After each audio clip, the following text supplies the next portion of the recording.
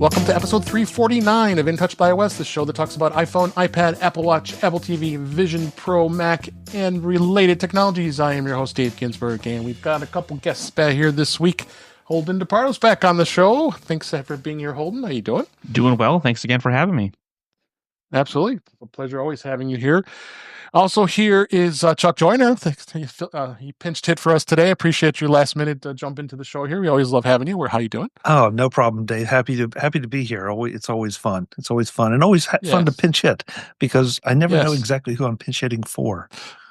Well, it's Mr. Gamet, but he might make a cameo appearance later. But we'll get to that when he does. I can't possibly.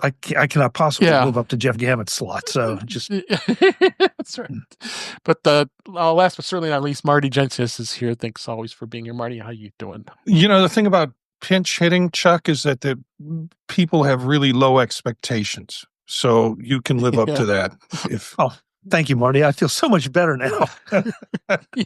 I'm doing fine. Things are starting to slow down, even though this is spring break, and so I got some new machines and I'm doing some things around here with them. So you got that Mac Studio coming. You got that MacBook Air coming. Which color did you get of the MacBook Air? The MacBook Studio, I settled for silver. That's all you got. Choice. I got the sky blue. Oh, you actually have it? Yeah, I got them yesterday. It seems like that's a really hard one to take pictures of. How is it in person? It doesn't even look blue.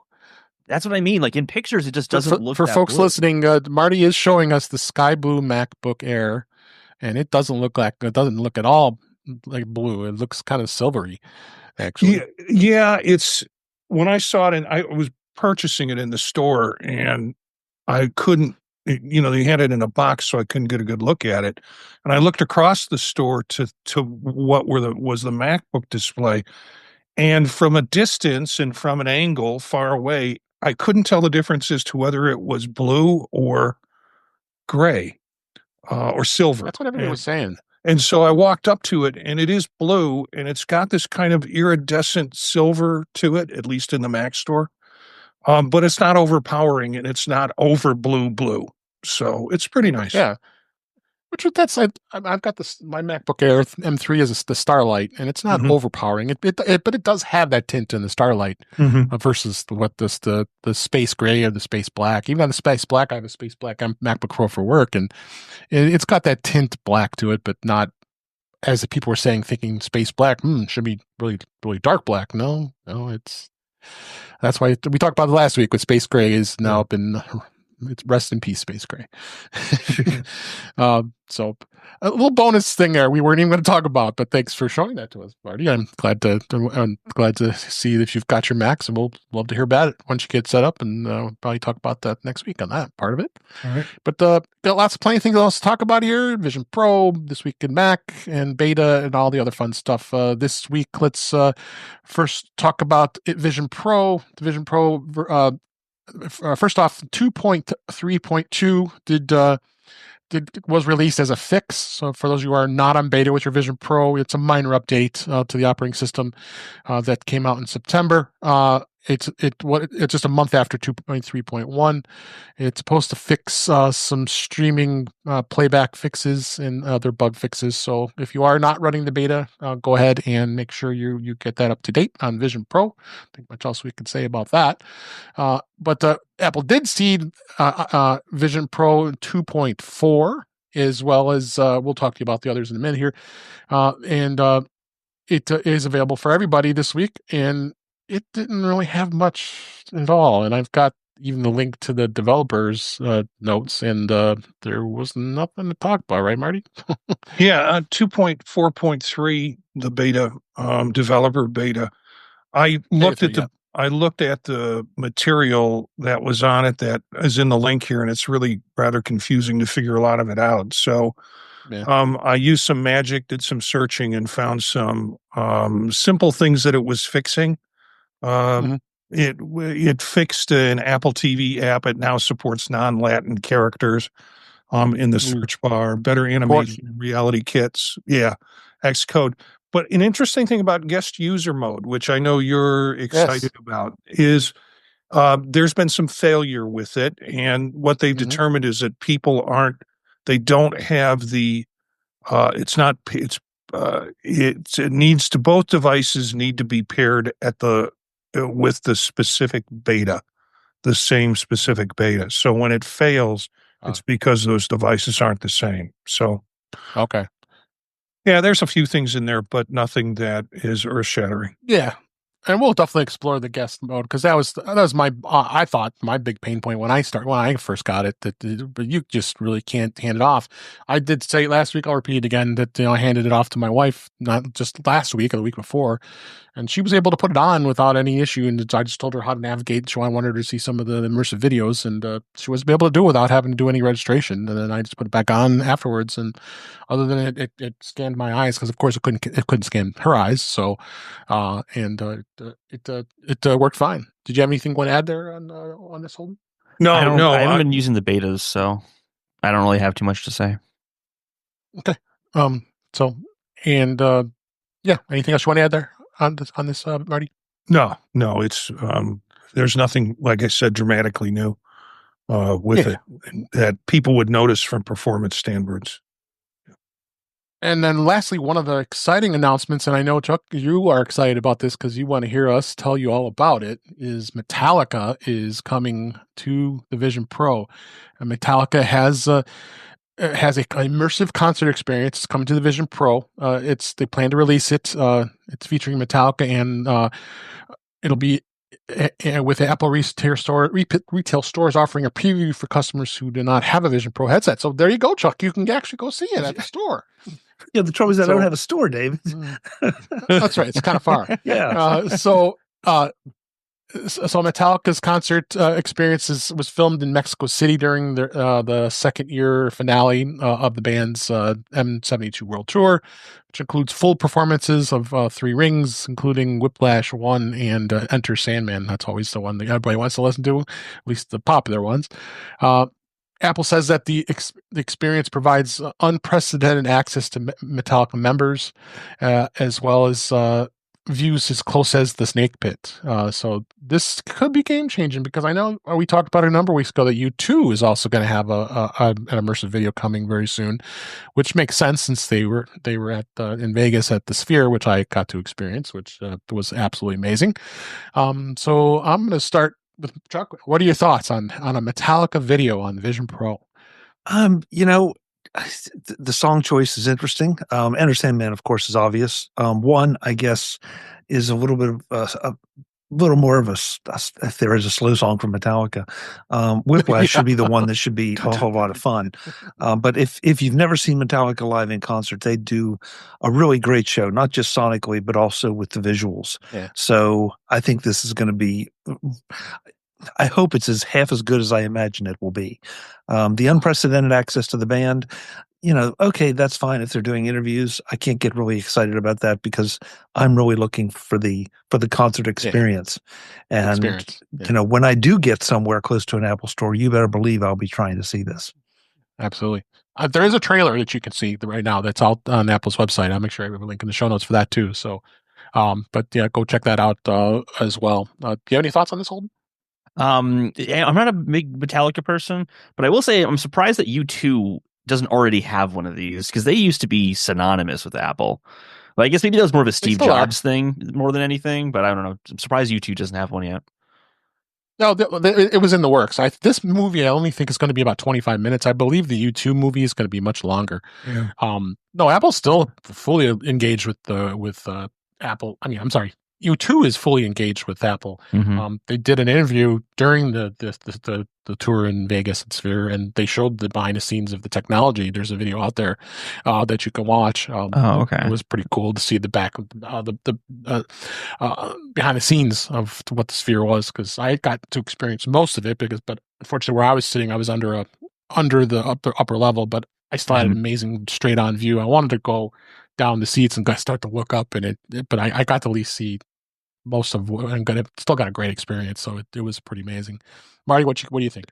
Well, I really am curious about how long it's going to be. I anticipate that the YouTube video, when it comes out, or the movie, will be longer, just based on what the lead up is for it. I'm sort of more of Frank Zappa, Talking Heads, B-52s sort of guy. So Metallica's out of my comfort zone, but I am going in there with ready to go.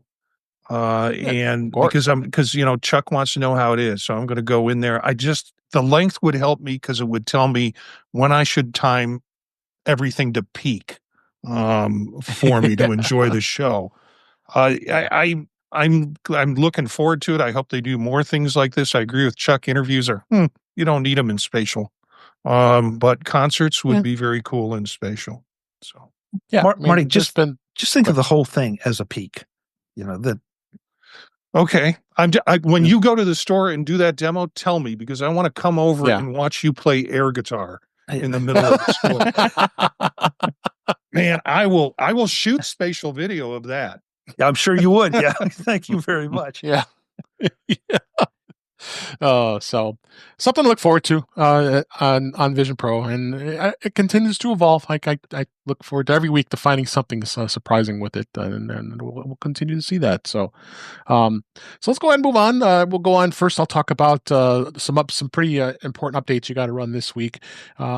Apple did release an update to all OSs, iOS 18.3.2, Mac OS Sequoia 15.3.2. Includes some pretty serious security fixes. Apple was aware there was a bit of a report that the vulnerability was being exploited, and this is going back to like 17.2 in iOS. So because the vulnerability has been in the wild, it is a really good idea to go ahead and update this right away.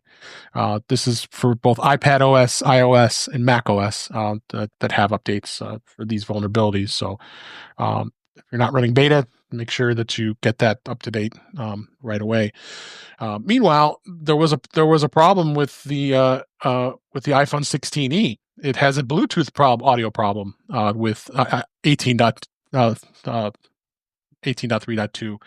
There have been a lot of complaints out there that's saying in Apple communities as well as Reddit and X, the 16e is the Bluetooth speaker periodically stutters and cuts out. It's unclear what's how widespread it is or if it's a big problem.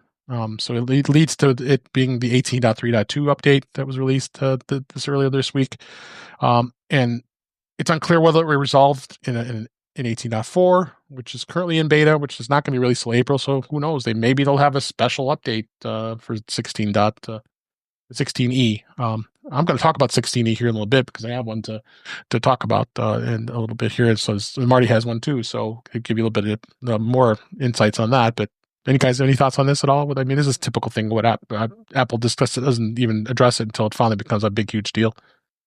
How about you, Holden? To be honest, I haven't done much with Bluetooth speakers with it to notice if there was a problem. That's just not part of. We wouldn't even notice it because, you wouldn't notice because we're on beta. So yeah. But those of you who have the 16e, just be aware of that issue. And from there, Apple did release 18.3.1 for tvOS. That's out. That's the current version. This is for the third generation Apple TV 4K. And just go ahead and go run that update. That's got some updates with some security issues, and it does address some of the issues of a prevent playback of streaming content on the third generation, the Apple TV 4K. So go and update that too. And with that, we go to beta. 18.4 beta 3 is out, and that was released to both developers and for in the public beta. Marty, have you seen anything that's standing out here with this latest release for beta 3? No, the one thing that they say has happened is in Image Playground, that there are different things that you can do in Image Playground with it. And it's like, that's the one app that I've already been scared off of in terms of using. So, right. I haven't gone there to see the new stuff, but I think I remember some splash screen talking about what's new with this particular piece. Yeah. So, it also has Apple Intelligence feature that shows you the most important notifications first. And then added a new sketch style. That was a sketch style for the image playground, as well as Apple News Plus now has a food section that we've been talking about. That's some of the things we talked about the last couple weeks. Are you running beta, Holden, at all? No, I'm not. I was going to for like App Intense and some of those. I wanted to test those out, but the food feature does intrigue me, but I didn't find enough of the features intrigued me to jump into the beta. So I want to keep it away from beta for now. I don't blame you.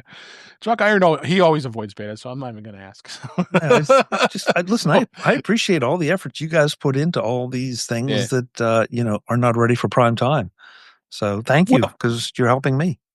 With the News Plus, I've had some issues with that app. One is I don't find it to be searchable. So if I see something earlier in the day, I don't know how to, and I don't bookmark it. I can't go back and get it. That's one thing. Mm-hmm. But, I think Apple's trying to feel more like the New York Times with large sections in certain areas. And when you go to the food section, the food apps, you notice what they're coming from, what their sources are, and they're all magazines that they have in their magazines. So they're tying in the content from the magazines directly into the News Plus, and it's pretty good. I mean, pretty good recipes. Nice. So yep, that's what you got with beta for that. We'll move on to Mac. Mac did release Sequoia 15.3.2, as I mentioned earlier. Just bug fixes. Make sure you go out and install that and make sure that's up to date. I've got all mine done. So, other interesting thing here with the Mac Studio. It still lacks the high power mode offered on some MacBook Pro and Mac Mini models. Ars Technica actually published this review of the Mac Studio, and they had said that they confirmed that the Mac Studio with the M4 Max chip lacks high power mode for intensive workloads. He also tested the higher end Mac Studio with the M3 Ultra chip, and he did not mention anything about it in that model either. So both are running Sequoia 15.3, and the Geekbench database is currently in beta testing, so they're still testing it. So it's going to be interesting to see where you go. I wonder you'll see this on the Mac Studio when you get yours fired up there, Marty. Well, it's sitting right to the left of me. Everything's plugged in, and I got it done before the show. Have not turned it on yet. So I plan to turn it on and get my email really fast. Marty, why don't you hit the power switch right now so we can watch your lights dim as it boots up? Right. Yeah, I don't want to hear the chime. I'm only allowed to turn it on after midnight here in town. Otherwise, the whole town goes dark. So, yeah, it's sitting over here. I can turn it on, but let's go on to the show. Yes. Moving off of Mac, I found this article interesting. The 10 best hidden AirTag features. AirTags, we're a lot of rumor right now. They're anticipating there's going to be an AirTags 2 that's going to be released sometime this year to replace this, because they're pretty up long in the tooth. They've been out for at least close to 3 years now, probably. So a couple of things that stood out here I thought that was kind of cool as far as any hidden features that you weren't available. One of them was being able to rename your AirTags, which I think is cool, because then I can rename it to what it specifically is being used to, in case my car keys or my work keys or that kind of thing, or your name on it, or however you want to name it. You now can go in and under the items AirTag and rename them. You can use a Siri to locate your AirTags as well now. You go into that and be able to say, find my luggage or whatever you named it, and it does it through the voice control too. You can share the AirTag's location with a loved one, so I'll do that. AirTag, share AirTag, and then add a person. You put the AirTags in lost mode, so you'd be able to put that so if it's lost. So and then you can also find the owner of the lost AirTags. Other things they've added included turning off and left behind notifications for your home, as well as checking the AirTag's battery level. It drives me nuts every year. I got to change that battery. That's one of the things with the AirTag. At least I find is to get that sucker open to get the darn battery out to replace it every year. I don't know. My fingers are just getting too nimble here. I can't get them. You guys have problems opening that? Have you ever changed the battery on the AirTag? I usually just palm and then twist to get it going. Yeah. I think that's what I have to do. I think I have one coming up here. It's complaining. So, any thoughts on these? Have you used any of these features, Chuck? I haven't used them. I was aware of about 75% of them, but there were a couple in there. Now, don't ask me what they are without looking. That's okay.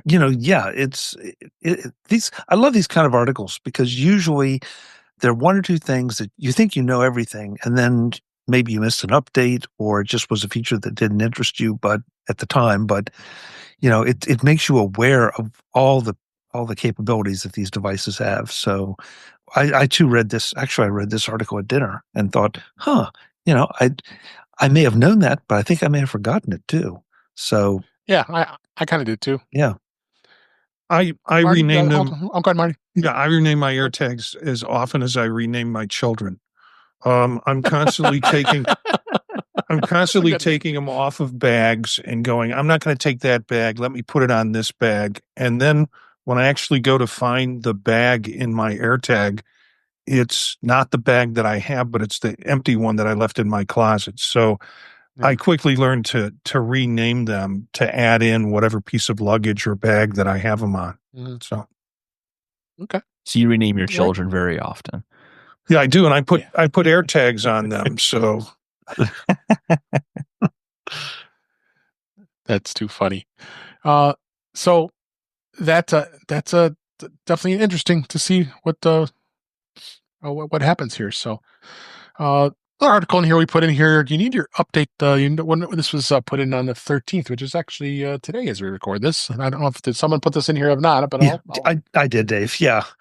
Okay, so why don't you, if you found it, I got thrown off here. Go ahead, tell us what you found here. Yeah, well, I figured this should go in here because if anybody's listening live, you want to pay attention to this. But there's something I didn't quite memorize the whole article, but if you have Firefox and you use it at all, open it on your Mac and let it update itself, and then you can close it again. But there's something that happens tomorrow that apparently a certificate expires and opens you to potential bad things. Identity theft, breaches, those kind of things. And I did it as soon as I got home from dinner. I opened it up and it took about 10 seconds and it said Firefox has been updated. Okay, great. So it's not a big deal.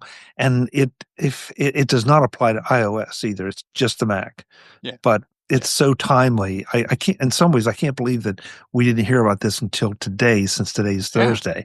I didn't even hear about it. But I'm running the latest version, which is 136.0.1. So, so just make sure you keep Firefox up to date because they're constantly updating it.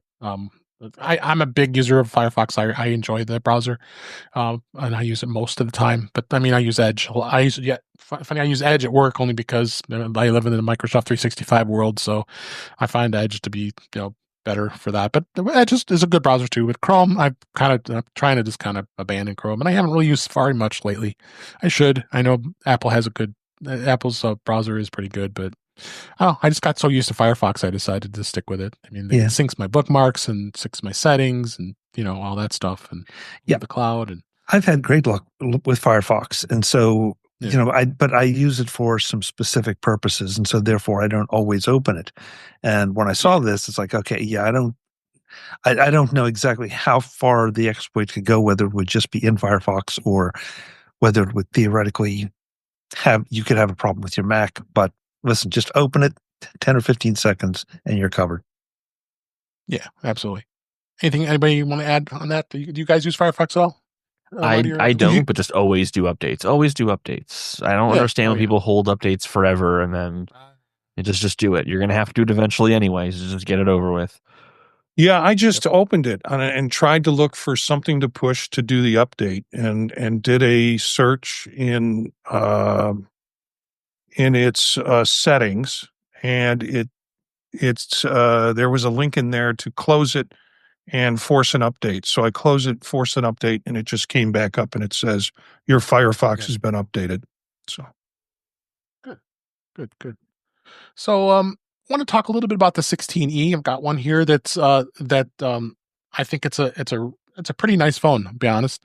I've been playing with it for over a week now, and it does seem to have some pretty good features. I'm actually the form factor is not bad. It's a pretty good size device. It's got one lens for camera, which is fine, but it does have Apple Intelligence, if that's anything to brag about. The way things, we'll be talking about that in a bit here, but overall, it's not a bad little phone. I mean, for someone who'd want to get in entry level and starting that price point of $599, and Marty, you made the comment because of the size that you like having. You'd want to use that as a kind of a phone when you're traveling, right? yeah, I was up in Cleveland today and I wound up taking both phones just because I don't know why I took both phones to get bad news twice, I guess. But relied completely on my 16E. Like it, Nice. noticeable weight difference if you have Pro Max and you have a 16E. It's like, Pro how Max did I to carry this thing around?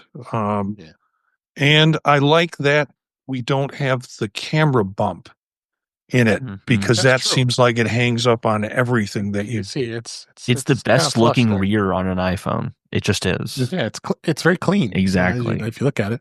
Yeah. And it only comes in two colors. This is the black, and then there's the white. So I went that. That's the black. So, so yeah, it's and then the other thing it has is that modem, the new modem that Apple has made. It's the C1.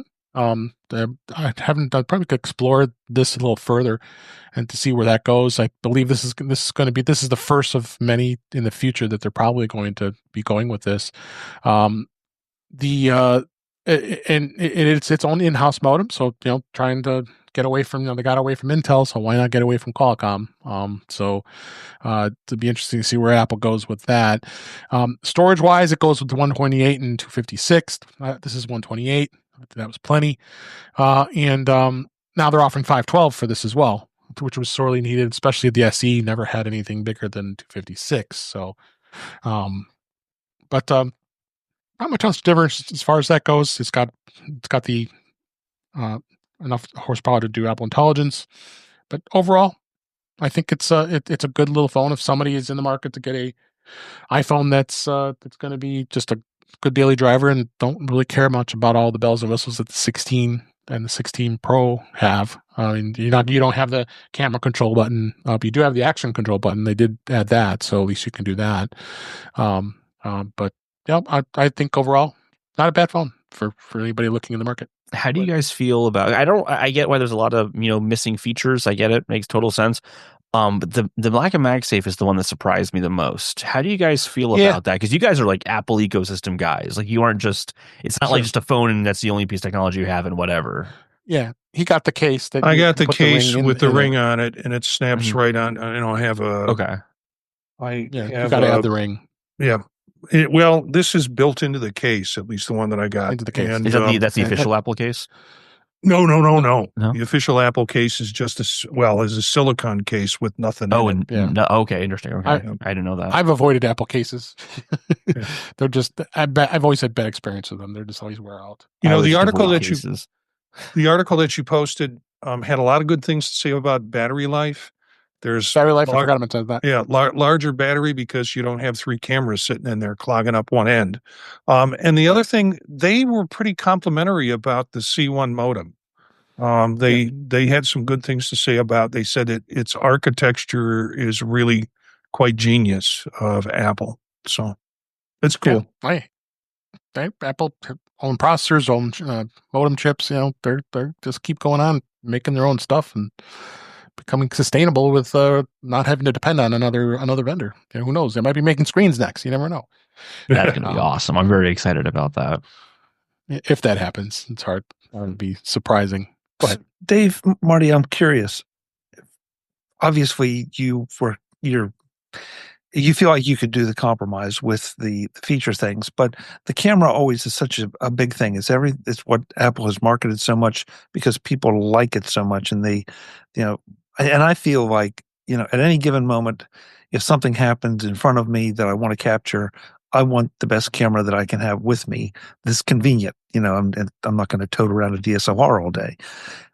So was that a point of importance for you guys as you thought about making this phone a daily carry? Again, I got it because I got a deal, but but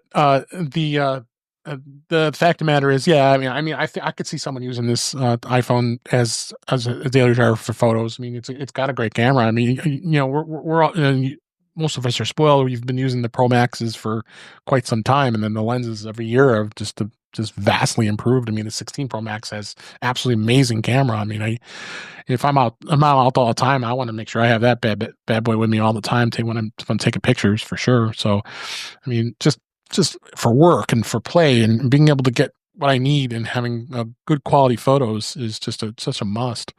But I can't see, for us, the folks that are not in the ecosystem, I could see them be pretty happy with this iPhone for sure.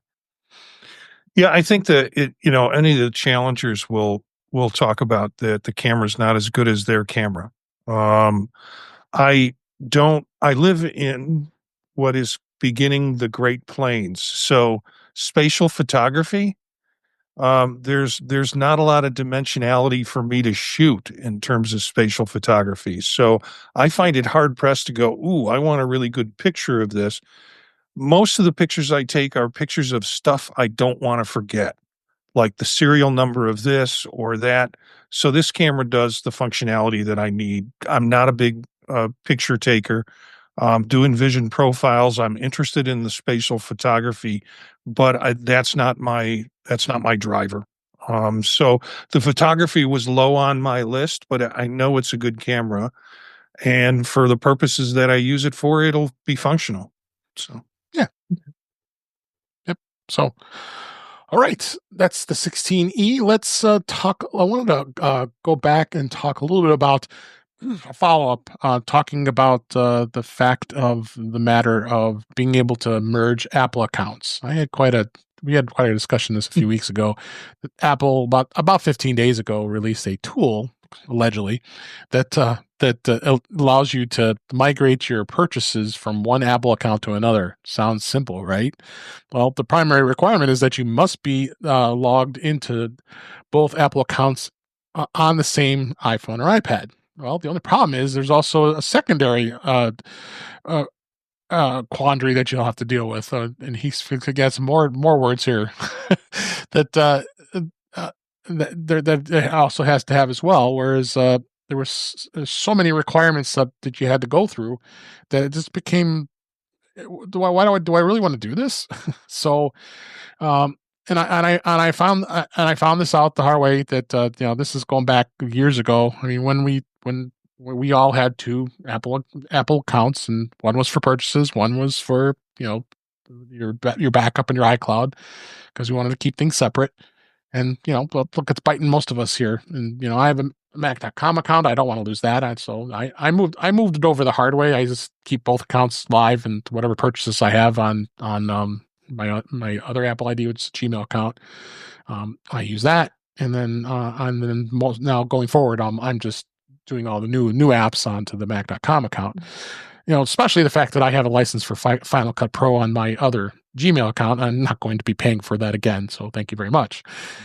So Apple does make it somewhat easy that you can sign into the secondary account on a Mac and be able to just install the app and be able to be on your merry way. I would like to get this done, but I just don't.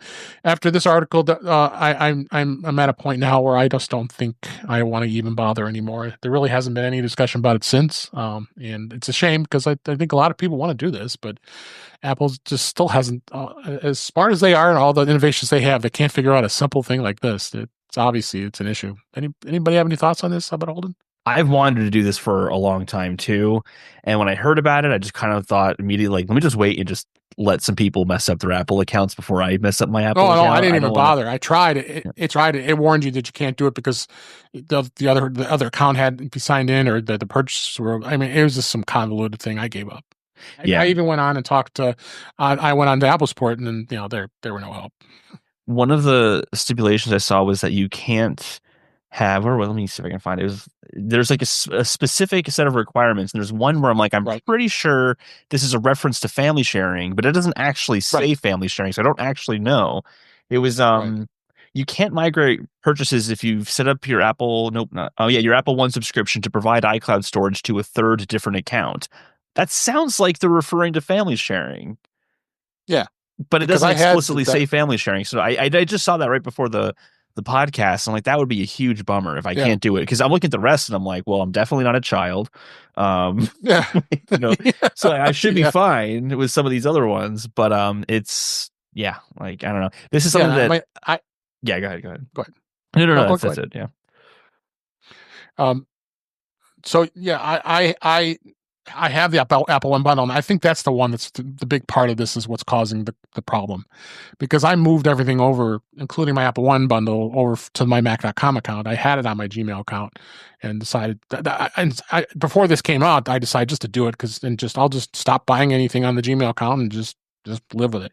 Mm-hmm. So now, after I did that, I'm sure that made it even worse, and I'm not going to ever be able to do this. So I'm fine with it. I'll just, for the remainder of my Apple life, I will just have to just use the apps I purchased on the Gmail account, and move everything over. Because that's what I did. I just started downloading all the apps. Once it came up, I would sign out of it. I generally stay signed out of the app because even when I'm signed out and I have to do an update for Final Cut Pro, it tends to let you do it anyway.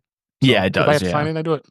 So I have like an iCloud account basically, and then an iTunes account. So this probably wouldn't be too tricky for me if I really wanted to go through it. But yeah. At the end of the day, like I've just gotten used to when I set up a new device, I just type in a password twice. And when I'm setting up a device, I'm typing in so many passwords anyway that does it really matter? And Apple setup process does a good job of saying, hey, you have two. Okay, cool. We'll help you out with that. So I don't think that it's really necessary, but it's at least nice there is an option for someone who meets those very, strict requirements. Yeah. Chuck, were you in this world? You have two accounts like I did? Yeah, I do. I do. And I have not tried to put this together based on, again, some of you kind people who jump on this stuff the day of and, report back and say, oh my God, this is worse than having a tooth pulled. So I gave up. So, it's one of those things, but Dave, you said it really well. It's not being talked about. And so does that mean that it worked for a lot of people, or did it mean that it didn't work for a lot of people and they just gave up? If it's the latter, and if it's the latter, I'm kind of shocked given how happy the tech press is to beat on Apple for anything they perceive as even the smallest failure. So, I'd love to hear from people as to me too whether maybe look I read over it, and for my money, it looked like they did a pretty good job of outlining all the limitations. Yeah. And there were a lot of them. A support article. Yeah. There were a lot of them. So, maybe there were some that disqualified a lot of people, and that's why they couldn't do it. But I one of these days I'll get around to trying it. It just hasn't been high on my priority list. And I probably leave it there. My experience, especially you have a bundle. I'm assuming you have the Apple One bundle of some sort. No. Or you did not. You opted not to do that. No, I again, you do the math, and for the services I use and the way I use them, it just kind of didn't make economic sense. Okay. It was not a big deal dollar wise, and if they had something that I want, I would not hesitate to. But there was just no strong motivation to do it, so I haven't gotten around to that either. Gotcha. Marty, any thoughts on this? I've got two accounts. It plagues me every time I set up a new computer, and I set up a new computer a lot. And but it's sort of like, okay, now which two one new am computers I? Now? Yeah. Which one am I? What are they asking for me here? Are they asking for this account or this account? And I have to figure that out. And half the time I screw it up. This came out as like, oh, we're going to have this fun thing that you can do, and it'll be nice and easy. And then the next, and they put a a statement out about it. And then like the next day or the day after, they said, oh, we got a new statement. Here are all the exceptions to the rules of how you can do that. And I think it took people back. When I read through it, I don't know if you remember the old Saturday Night Live sketch, Happy Fun Ball. It's a toy. It's sold like a high-pitched toy, and it has things like pregnant women, the elderly, and children under 10 should avoid prolonged exposure to Happy Fun Ball. Happy Fun Ball contains a liquid core which, if exposed due to rupture, should not be touched, inhaled, or looked at. The exceptions to that read like a Saturday Night Live sketch to me. So I'm not going anywhere near it. Yeah. I got 2 places I got to go. That's going to be that way forever, I guess. Yeah. So, it is what it is. We'll just kind of live with it and then move on. So, other thing I want to talk about here is about the new one password feature that can display codes and logins based on your user's location. Everybody here uses 1Password, I believe. I don't know about you, Holden. Do you? I do. I love 1Password. Yeah. Me too. So, they announced this week that they have a new feature allowing users to assign specific locations to items stored in their vaults. So when they appear in the 1Password mobile app, and then where the user is near one of those physical locations, the feature can be used for logins, passwords, alarm codes, and pins, and more. So example is you can have your work-related passwords to show in the list first. So when you're at work, you can have the rewards number when you need a merchant or with a customer reports program and such. So I think this is a pretty ingenious thing to do here. And I know people were kind of questionable, is this secure? I can't imagine something what 1Password does. Agile Bits is a really great company, and they've been running this app for a long time.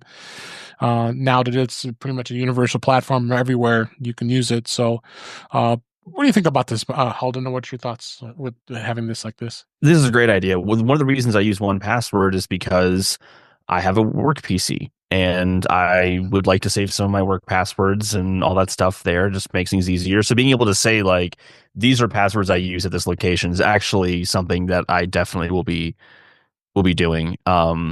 That's a great idea. One of those things, never would have thought of that, but great idea. Yeah. How about you, Chuck? What do you think on this? Yeah, I'm with Holden. I feel like this is one of those things that Apple is going to use that 1Password is going to use to differentiate itself, not just from other password managers, but also from Apple's built-in passwords app. That's been sort of the way we've seen companies and developers be successful when the perception is that Apple has Sherlocked them, that they, they don't just wither up and die. They combat it with more features, different features, and just useful features, not just fluff features. And so, I feel like right now, I see no reason to shift from 1Password because first of all, I've learned how to use it. It's integrated into all my browsers and everything. And so, yeah, it's great. And now this is one more way that in those situations where I do have to go and look up a password, it becomes even more convenient. Yeah. Oh, for sure. How about you, Marty? I have been paying for 1Password for years. Haven't used it as much as I think other people on this panel. I've kind of drifted away from it when I was opening up web pages and got 3 or 4 different options to integrate passwords in. It's probably because I was running too many password managers. But I'm afraid to not pay for it because I've got some stuff in there that I would like to have from a legacy standpoint. I don't. For me, my work is 3 minutes away from my home, and so I work at home and I go to work and I work there. So it's hard for me to say these are the passwords I want there when I'm here because so location doesn't seem to be an advantage for me. It's just then another thing that I have to think about and how to sort these into different locations. So I will have to dive into it and play with it and see if I can see if I can be romanced by 1Password again. Yeah. Okay. Next topic here. This was interesting. I found here. This was from our friend Adam Angst at Tidbits. How to identify iPhone apps that may contain location tracking ads. You may know earlier this year, 404 Media had published an article about location tracking industry and how serendipitous is, and it gathers and resells the location data for and he's talked about this in the past, and highlight another reason why allowing private companies to collect such information is concerning, especially the major players that were hacked, including Gravy Analytics and many others. Despite the FTC later prohibiting both these companies from collecting any more data, they're doing it anyway. So uh, even when you browse through a list of over 12,000 apps, many of which are on Android, surprise, feeling overwhelmed, it alone manually compares to the apps on your iPhone on the master list. But fortunately, there is an automated way to determine whether the apps on our iPhones are involved and whether you don't know that or not. It does involve using Apple Configurator from the Mac App Store. So you would have to connect your iPhone to your Mac with a USB cable, and then it then would prompt you to allow the iPhone to connect and then to install a driver update. Then you open the Apple Configurator and select your iPhone, and then choose under Action and Export and Info, and then Device Information, and then you can look at installed apps. The configurator will actually show whatever information it's showing in here, which is interesting. I think this is probably a little geeky for most people to do this kind of thing if you really wanted to find this out, but I like the fact that you can find out about it if you so choose. And I thought that he brought this to our attention, I thought it was a good idea. What do you think on this, Chuck? I don't know, Dave. I think we all need to be aware of the location things. I guess I just don't have strong feelings about the location aspects of things. So I don't either, really. Is this I look, I get it if somebody's tracking me, and so that's a problem. I probably don't fit the demographic for the tracking concerns.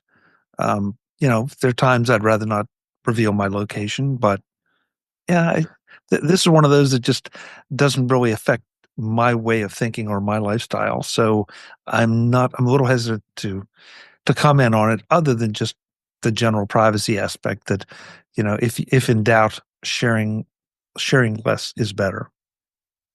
Agreed.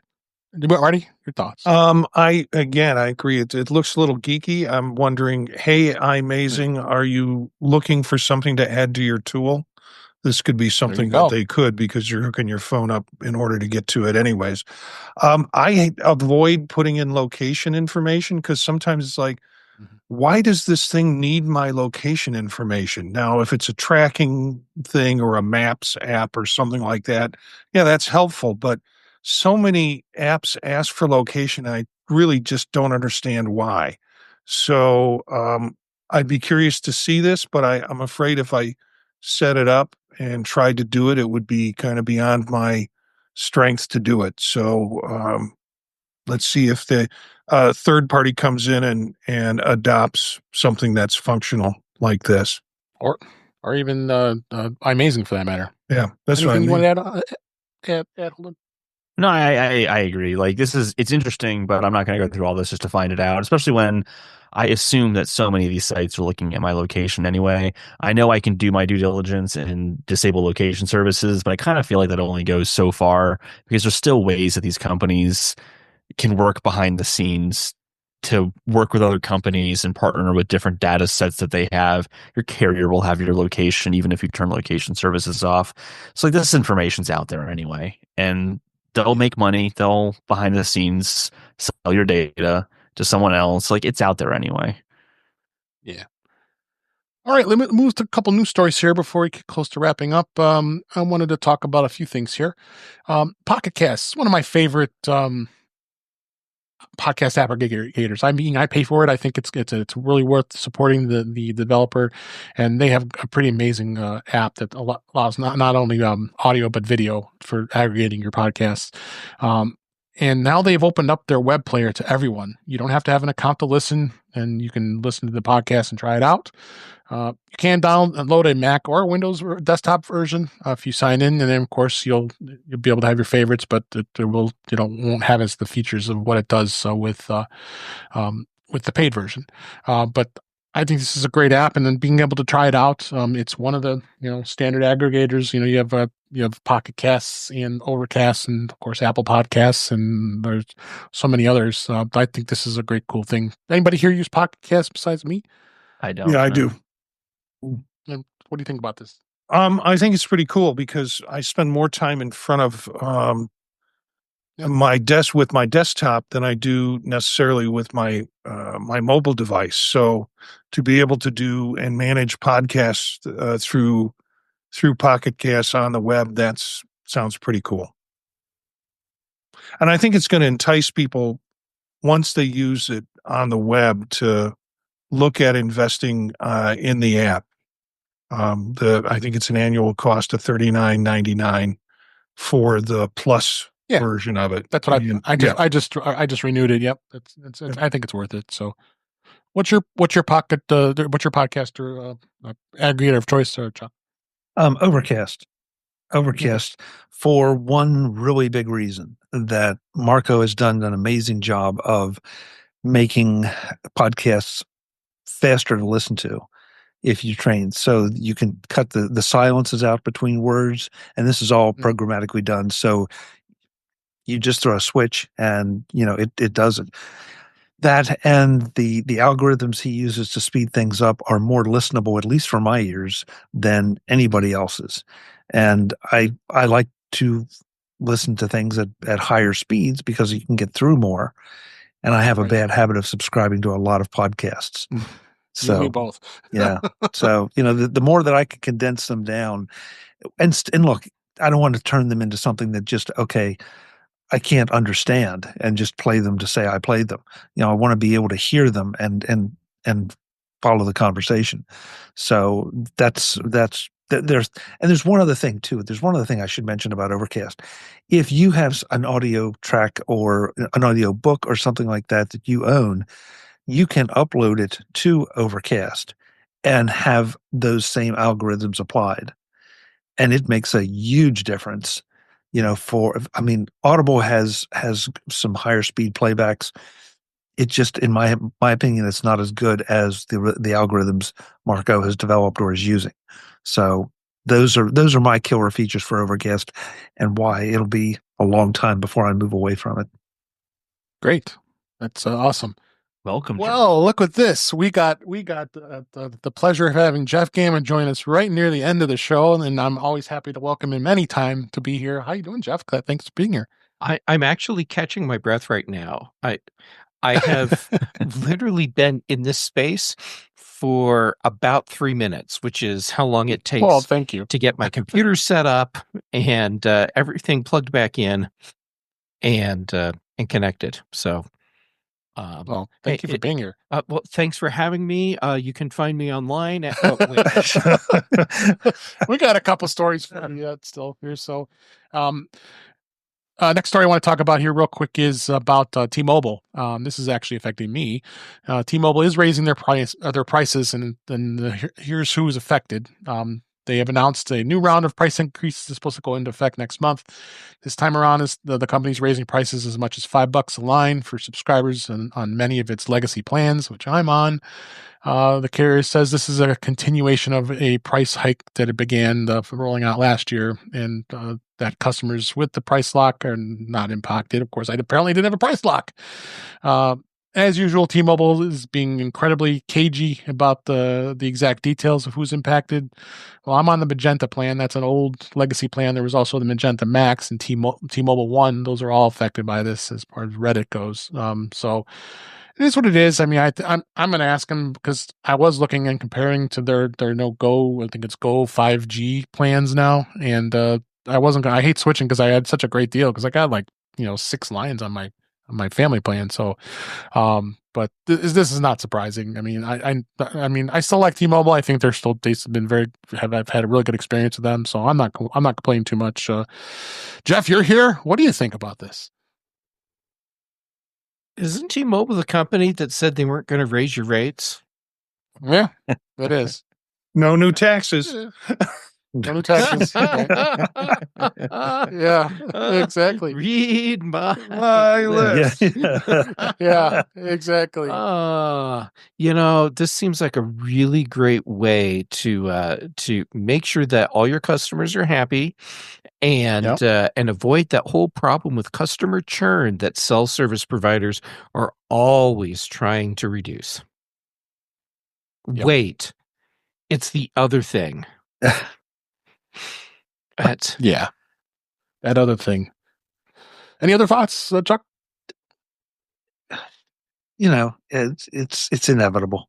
It is. I mean, AT&T is going to do it. Verizon's going to do it. I mean, at some point, I think sometimes we're the suckers because we actually buy into the fact when they make these promises, and they just there's no way that they can predict what's going to happen next year or 5 years from now when they make these promises, and yet they make them, and we say, "Oh boy, I'm in with that," and so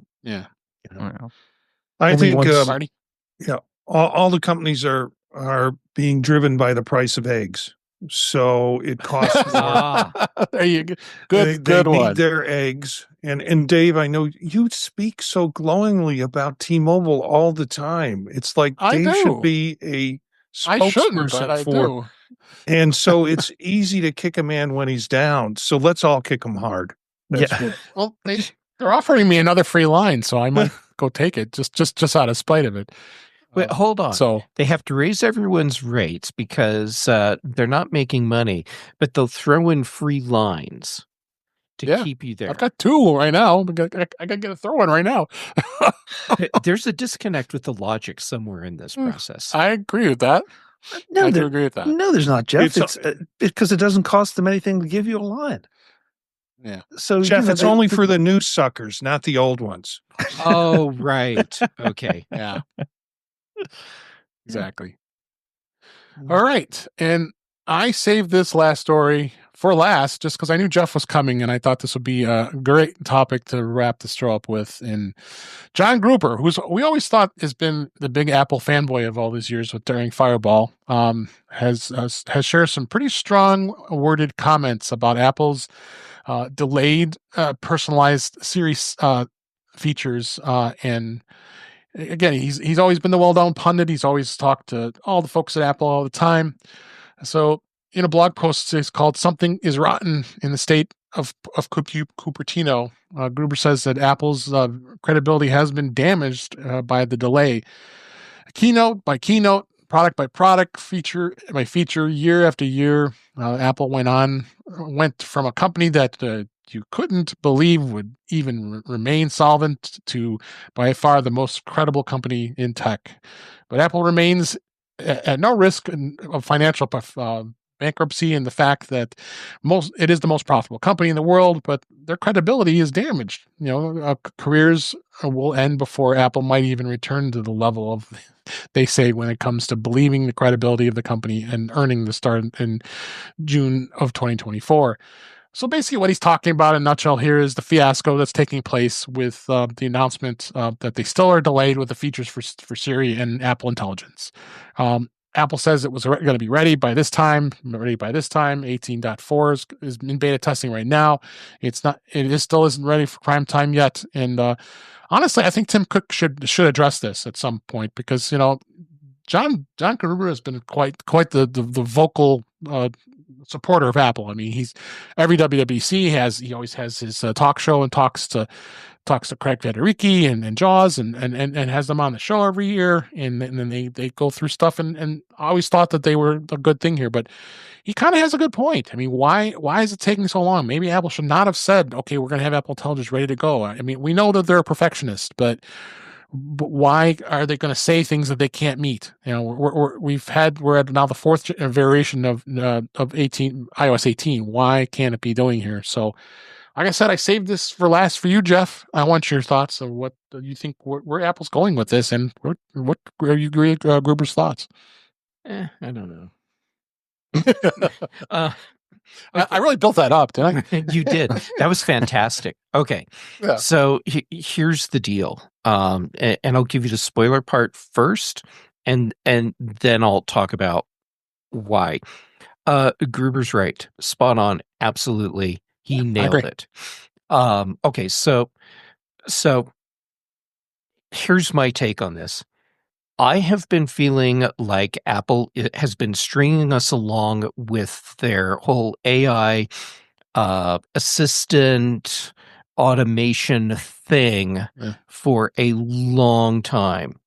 And when they started showing us the features that they were promising with iOS 18 and but not all of them at launch. Right. I was immediately concerned about what we would see and when. And John's hierarchy of demo ability in that piece is great. And he's right. Everything that they demoed to people, to the media in person, we have all of that. Everything else, it's vaporware. And we can look at this pattern that Apple has in this space, and we can see a track record that, as John is pointing out, is eroding their credibility. Look at Siri, for example. Look at S Lady, for example. The S Lady is 13 years old. Mm-hmm. It feels like beta still after 13 years. Apple came out with the S Lady product early in this whole market, and they had a lead, and it was cool for what it was at the time, and they squandered it. And we're at the point now where a couple weeks ago, Amazon holds an event where they're showing all the new things for the A Lady, and here's the salt in the wound for Apple. All of these things that Amazon showed that would fit in line with what Apple is trying to do with Apple Intelligence. Amazon showed these features and then said, here's the date they'll be available, here's the devices they will be on, here's how much it costs. Apple still can't tell us how much all of these features that they promised at WWDC, or they can't tell us when those will be available. And now they're saying it's pushed out even farther. The fact that we're getting this announcement now does not surprise me at all. When I read the statement, I'm like, yeah, they could have issued this same statement at WWDC. It was foolish for Apple to show features that, frankly, I don't think existed at WWDC. Not even in an alpha state. It was just, we have these concepts, let's make videos and show what can be done. They misled all of us. And now Apple has to earn back that trust. And I don't see how they can do it with this product line, with the whole AI thing.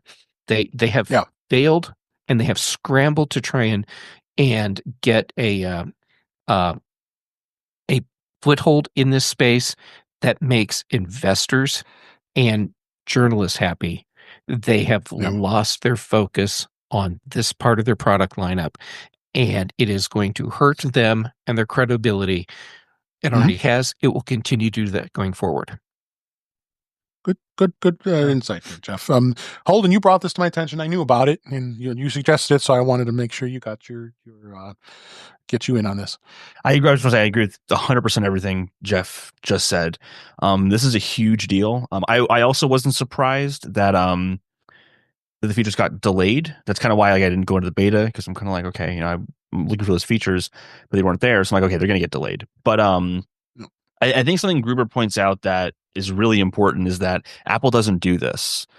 If Apple shows us a feature, it's because it's at least ready enough to be shown to the public. Apple doesn't do this. He made a reference to a concept video from 1987 where they did this, and that was kind of the beginning of their downfall towards bankruptcy. And he kind of said that as like a doom and gloom kind of thing. I don't think that they're 10 years from bankruptcy. Obviously, Apple's in an extremely different position than they were, back then.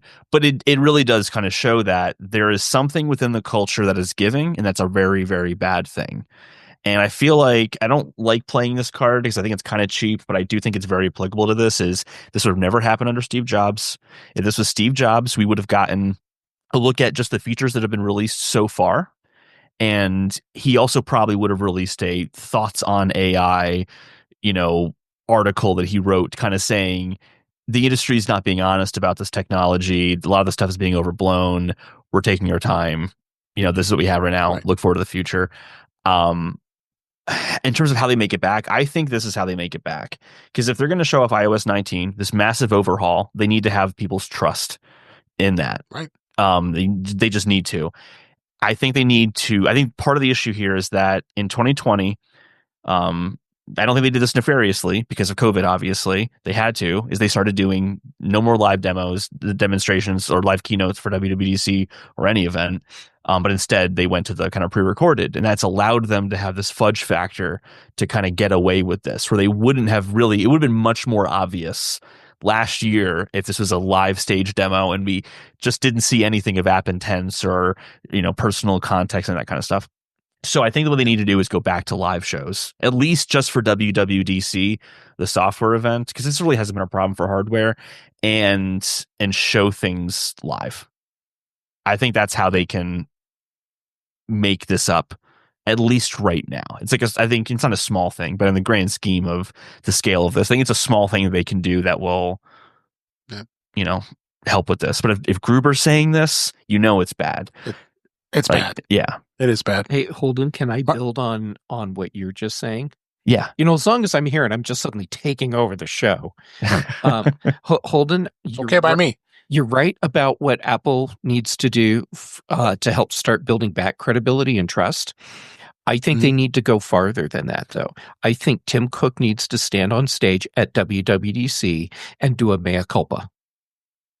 And then they need to tell us where they really are. And granted, I know that's a very fine line to walk because you don't want to tip your hand to your competitors, but they need to tell us where they are. They need to show things where they can fit into the part on Gruber's hierarchy of development, and let the journalists, the bloggers, the pundits actually see this stuff working. Mm-hmm. Yeah. And without all of those things happening, it doesn't matter what Apple shows us in this category space at WWDC. I don't believe it's coming. Yeah, at all. Let's app intents or which any all of it or all of it. App intents. Everything that they showed us at WWDC last year that's postponed again, or still, if they can't actually show us parts of this working at WWDC this year, I do not believe it's something they even have working at all. If they talk about this at WWDC and don't have a demo, it's over. It's over. Yeah. At that point, I will be more than willing, as devices need to be cycled out because they break or whatever in my smart home, to buy things just for the A-Lady platform. Mm-hmm. Yep. Well, let's get Chuck and Marty back in here. Chuck, what do you want to add on this? You're muted. It was probably the most important thing Chuck ever said. No, I will repeat exactly what I said. I said, take Marty next because you won't like what I have to say. So I'll go last. Okay, go ahead, Marty. Boy, that really puts it on me. It does. No pressure. I don't think not at all. Any of you have ever dated somebody stupid. Or maybe you were the stupid that somebody dated, because they just don't get smarter right away. And so I think Apple is building the plane while it's flying it. I think it's found out it needs to build it. It always said it was going to be a different plane, and I think they've run into problems doing that. I don't like comparisons of what Apple Intelligence is to what other AI platforms are, because the whole privacy and context thing that's being built into Apple Intelligence and the way questions go out and come back in and how they're filtered that way, this is a much more complicated plane. So I'm patient. I don't want to be an Apple apologist on this, but I'm patient that something will come out. Vision Profiles, we had Daniel Burkholder on. He's on like every other show, and he's more in touch with thinking about development. And he spoke about, he said, I don't, when they said it's going to be delayed, I'm not surprised, because I think what they'll do at WWDC is give the components to the developers to be able to integrate stuff into it. So their focus is going to be on the developers, not on showing how well how smart the S Lady has gotten. Although I agree with you, demo's probably necessary, but they really want the developers to start to build their apps and integrate it into whatever this AI system is going to be. But it's going to be private, it's going to be controlled, and it's going to be user context. So that's a much more complicated than doing a search engine on steroids. Yeah, and I think that to kind of bridge what you and Jeff were saying, like that kind of moment where Tim Cook comes out on stage and kind of has this like, this is where we are, this is the reality of the situation. I think what you kind of mentioned there about the privacy and the kind of reality of the situation, all that is they have to say these other companies are abusing your data. We are not. We are going to be slower at this, but eventually it'll even out, and you're just going to have to work with us because we're on your side. Trust us. That's a hard message probably to convey at this point, but they have to say something along those lines because they're not going to be able to keep up with the privacy concerns. I agree with both of you. And Marty, the big thing for me is Apple matching feature for feature things that the A lady is doing, things that Samsung or Microsoft or Google or whoever is doing. It's can they actually show me that they're doing something? And today they cannot. Now, what you said about putting the tools in developers' hands at WWDC, that would be huge. That's Apple saying, yeah, we have this and it's developing, and we're at the point where we need to have developers working to make sure that their products will work with the things that we're bringing to you. And Holden, yes, the security element, I think that's an important message for Apple to convey. A lot of people don't care because they just they can't wrap their head around it, but they still need to get that message out because that's an important selling point for what Apple's doing. It's also just honesty to the stockholders, you have to be honest with your stockholders. It is illegal to lie to them, and they've already kind of been caught red-handed at this point, blatantly lying. So yeah. All right. Let's bring Chuck in here to close it out here. Go ahead. He's going to make us all upset. He's going to upset everyone. With Chuck, you're wrong. Or okay. Well, first, Dave, please never let me make that mistake again. And I should never follow Marty because he just, he the dating somebody dumb statement is brilliant.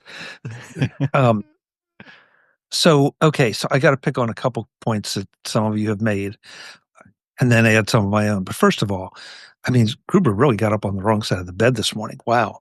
And, I think it's safe to say that at WWDC this year, the talk show probably may not feature somebody from Apple. I don't know. I bet it will, actually. I think you're right. Yeah, I think they respect him. Yeah, respect his opinion. It would look bad. Be bad, yes. Yeah, it would really look bad.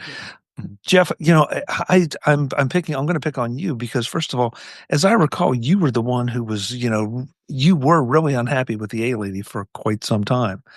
And so for you to say, to make a statement like, well, if this happens and that happens, I'm going to go A lady all the way, surprises me a little bit, especially since, yes, Amazon came out and said, yes, we're going to have an enhanced A lady.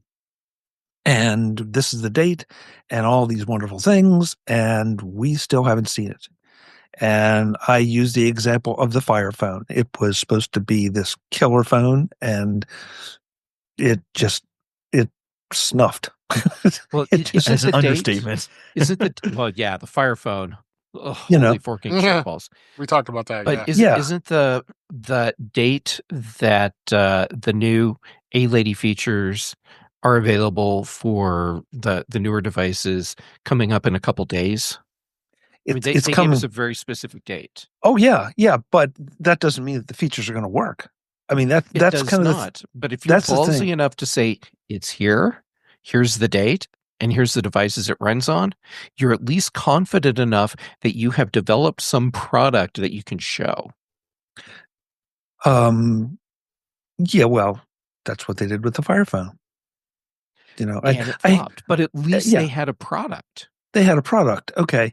So I'm kind of with Marty. I can't get real excited over this because Apple has continued to give us every reason to believe that they're they're doing everything they can from a privacy-based focus. And witness what we're seeing in the UK right now and some of the things that are going on. So they're trying everything they can. Now, does that excuse the fact that they've maybe jumped the gun for the first time or one of the first times in their history? And, were they Holden, I can't agree that they were caught red-handed. Did they get overambitious? Did they think they could do something that it turned out to be more? How many companies do that? And I know, Marty, you said you don't want to be an Apple apologist. I don't either. But I think that there's just a bigger picture here. And I think that with all due respect to John, this was a little bit of a rant because he didn't get what he wanted when he wanted it. Now, did Apple promise it? Yes. Did they miss the promise? Yes. Have they had to put a disclaimer up on the website? Yes. Mm-hmm. To my way of thinking, they had to pull commercials showing features to get you to buy phones? Yes. Right. Okay, yes, absolutely. Yeah. But to their credit, they've done all that. They've basically said, look, we thought we could do it and we can't. And so right now we're going to pull back on that. And they've been very public about it. They didn't have to wait for Gruber to do his rant. They did all this stuff. And then his rant is in reaction to that. So I feel like Apple is still trying to take the high ground. What will be said at WWDC when Tim Cook hits that stage? I have no idea. We're all speculating. We're all saying this is what they should do. I don't recall any of us running $1 trillion company. So I'm willing to wait and see what he says and then maybe pass a little more judgment. But I still look at this and say, I don't care if it takes 2 years. I don't want a half-baked product. And Siri, you can argue that Siri is a half-baked product, but it's been under a lot of restrictions and a lot of constraints that some of the others haven't. And I mean, just in the last week, how many times have we seen accusations flying about who's training what AIs on what models? And is that training legal, legitimate, ethically correct? Pick any one or two or three of those. We don't know what Apple's doing because Apple is always closed mouth. Yeah. But so if you see my comments as making excuses for Apple, fine. I prefer to see them as factors that need to be considered in the conversation. Okay. That's fair. I mean, you're wrong, but that's fair. No. Chuck, when you talked about Apple is still taking the high ground, I think you're being a little generous there. I think they're trying to climb back up to the high ground. They slipped off the top. And so in this instance, when they slipped off the top was when they started showing these features first at WWDC that apparently don't exist, and then started using those features in commercials to sell phones, knowing full well these features are not available today. And I mean, to me, that's really when they went, whoop, here we go. Yeah, that's what I meant by red-handed. Was that specifically? I had a feeling that's what you meant. So now they pulled the commercial, at least one of the commercials that uses features that don't exist publicly today. And that was good. So that's a step towards getting back to the high ground. They have to earn it back. And that said, they are doing so much better than so many other companies.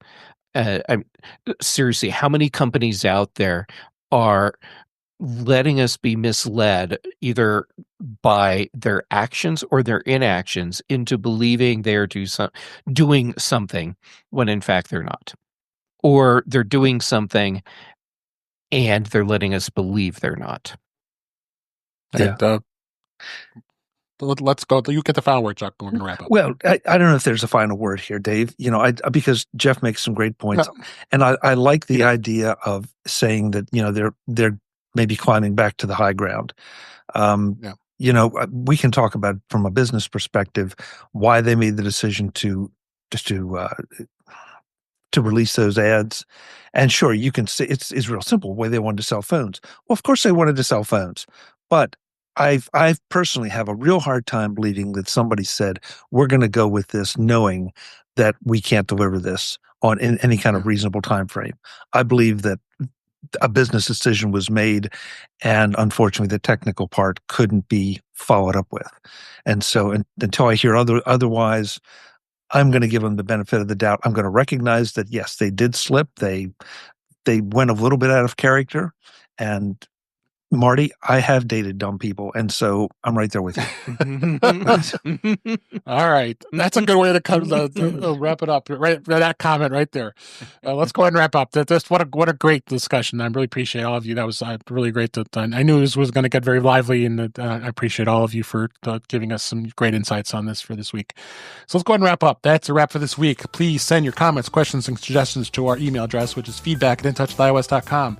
You can follow us on BlueSky and Mastodon at InTouchWithIOS. Support the show. Buy me a coffee at InTouchWithIOS.com/coffee. We'd really appreciate it.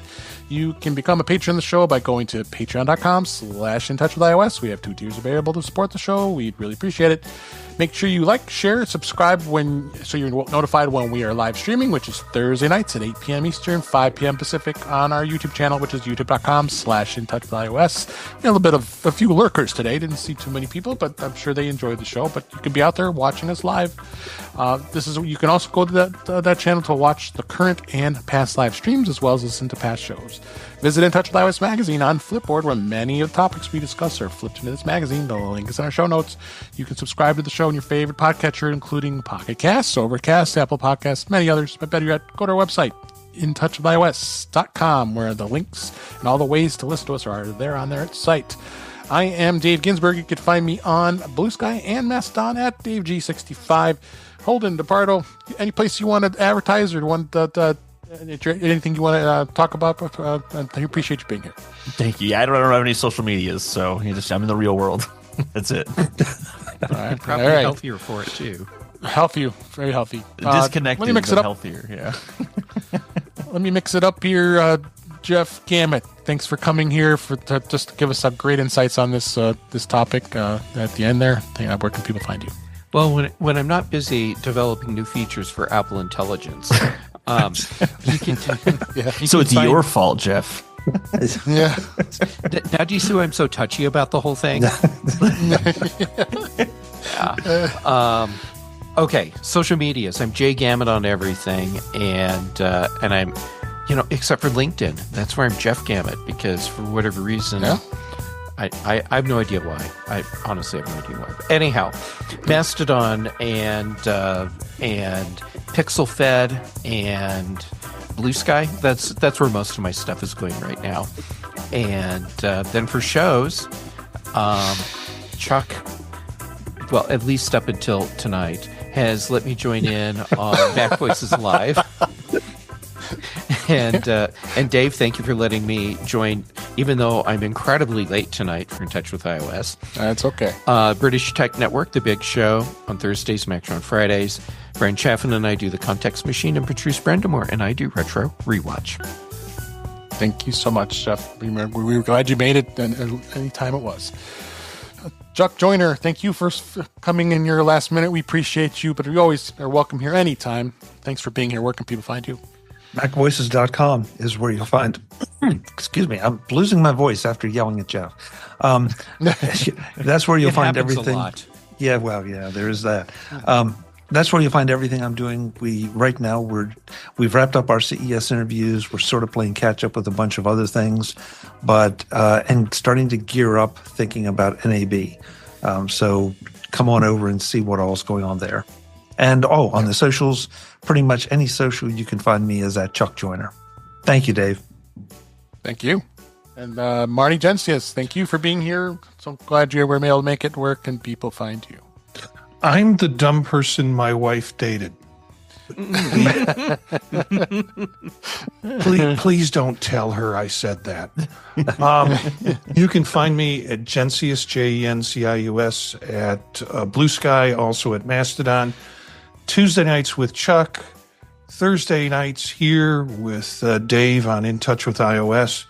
And podcasts that I do with Eric Bolden, Vision Profiles, about the Vision Pro headset.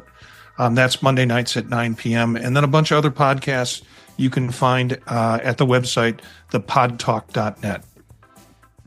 Thank you so much. Thank you for listening. Thank you for watching. I hope everybody enjoyed the show this week. We had a lot of great discussions. We'll do it again next week. But until next time, thanks for watching. Thanks for listening. And we'll talk again soon.